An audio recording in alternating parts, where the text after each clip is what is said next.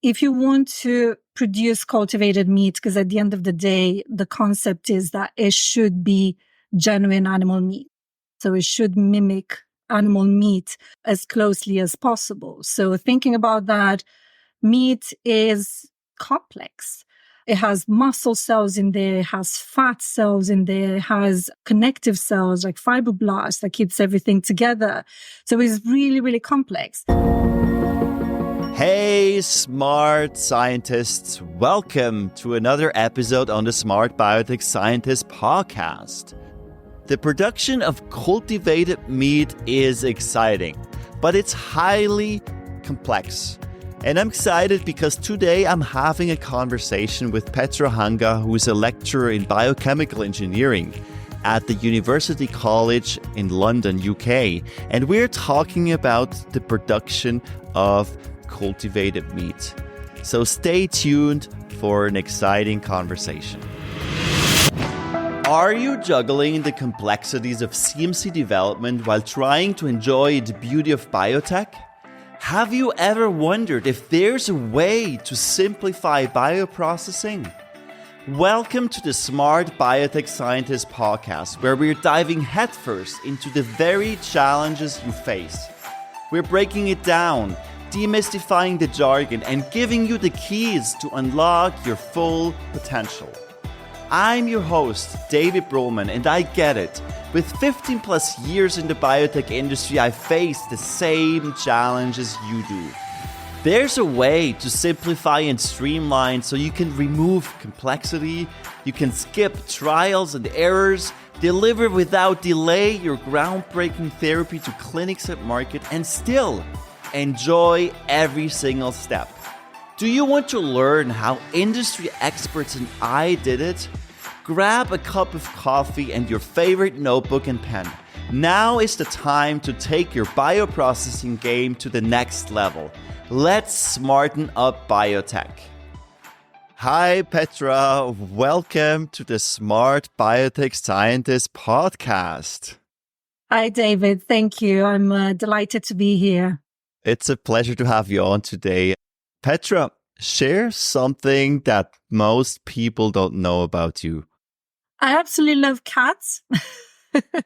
I have two of my own. I guess one thing that people probably don't really know, because I don't share it as much, is that I do treat them pretty much like they're my own babies. I tend to spend quite a lot every month on them, toys and scratchers and foods. And I always say to my husband that probably we are going to be the ones running out of food before our cats do. I think that says a lot. Wow, exciting. And we are going to talk about food a bit later during our podcast. But before we do that, let's start talking about yourself, Petra, first, because I'm curious about how did you get started in biotech and what did lead you to your current role where you are at the moment?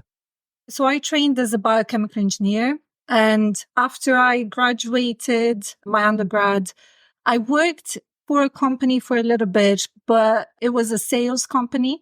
It wasn't something that was really exciting me. I've always been drawn to science. So I really, really wanted to do something else in science, but particularly doing something that in the long term can help people or can make a difference. So I ended up doing a PhD actually in regenerative medicine, which is basically a discipline that uses stem cells for regeneration or for tissue repair. And after I finished my PhD, after I graduated my PhD, I continued to work in the same space.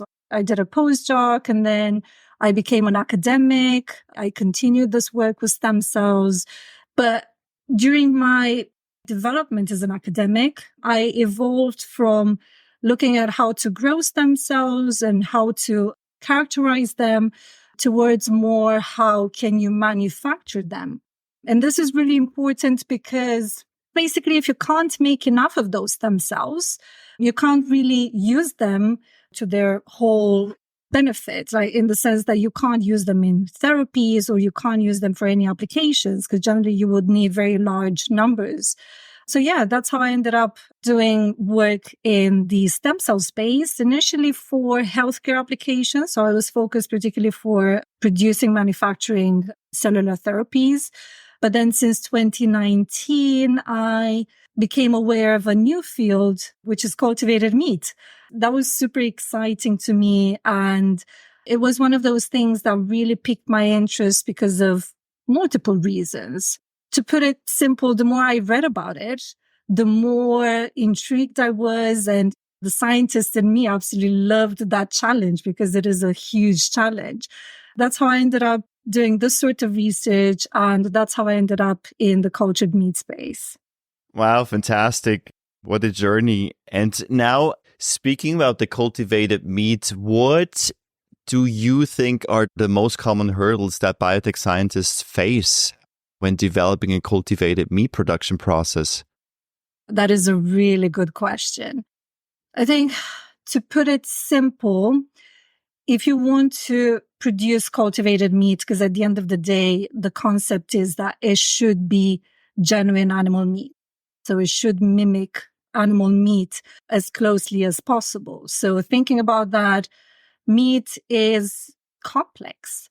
It has muscle cells in there, it has fat cells in there, it has connective cells like fibroblasts that keeps everything together. So it's really, really complex. And in order to make these complex products, first of all, you need cell lines or cells to start with. Then you need to be able to grow those cells, differentiate those cells so they can get the muscle, the fat. Alongside these processes, you do need media formulations, or at least knowledge of media formulations. You need to be able to characterize the cells so that you can essentially be certain that what you think you have is what you have. So I would say, thinking from that perspective, in terms of hurdles, some of them they're expected, but actually some of them are quite unexpected. I'll elaborate a bit more on this. So in terms of expected hurdles, cell lines or cells to start with, it's still quite a hurdle because there aren't as many companies that can provide the cell lines from bovine, porcine, so all those species that are relevant to cultured meat. So the alternative is either you source it from the very few companies which are based all over the world, or the other alternative is that you isolate those cells yourself. But that means that you need to have access to a slaughterhouse and you need to have the knowledge to be able to isolate the cells. Knowledge and, experience, I would say, plays an important role in that as well. So cell lines, that's an obvious one. One that is not quite obvious, and I encountered it when I started doing work in this space, is a lack of antibodies. So you need antibodies to characterize the cells, but there's a lack on the market. There's a lack of antibodies that have specificity towards these species we're interested in, bovine, porcine, etc. So a lot of the times you don't have those tools that otherwise for human cells or for therapeutics would be readily available. You don't have them for this. You can work around it in certain respects, but as scientists, you do want to have defined proof what you think you have in your culture is actually what you have. Yeah, smart biotech scientists, the production of cultivated meat is highly complex.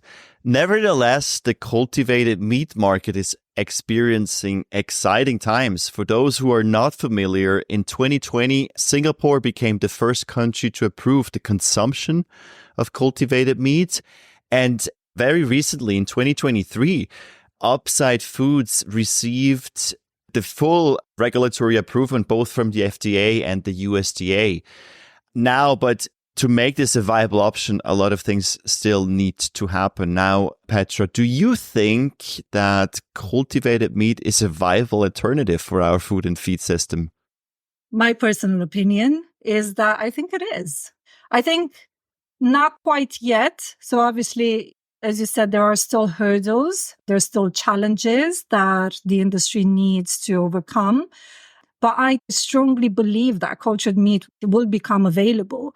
I'm not very sure about the affordability of it. Maybe affordability would be more of when they would reach the market. So thinking about supermarkets now, Michelin star restaurants, they would probably be at the same price range as organic meat. So it wouldn't be very cheap, which again, that means that it wouldn't be necessarily affordable to everyone.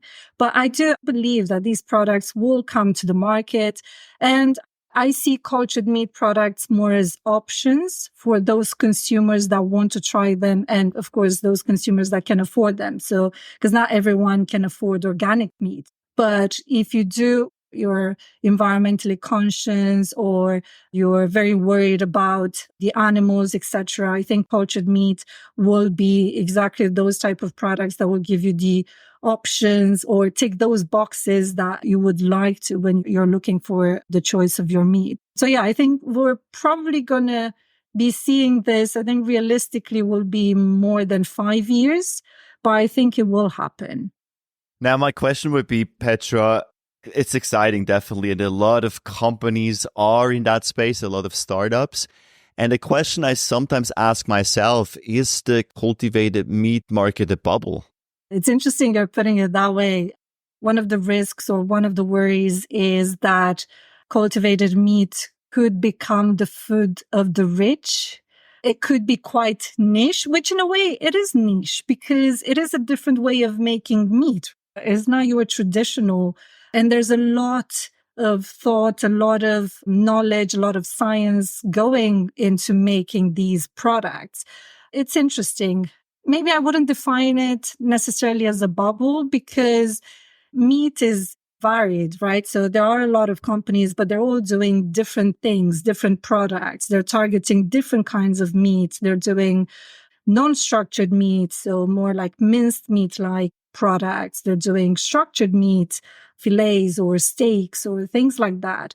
I don't think one company could do it all. I don't think one company could have pork, beef, or chicken because there's just so much in terms of the science and so many challenges, which is in a way, I'm kind of seeing how things are taking shape now with companies specializing on certain things. Hey, smart biotech scientists. I hope you've gotten as much value out of our conversation with Petra Hanga as I have.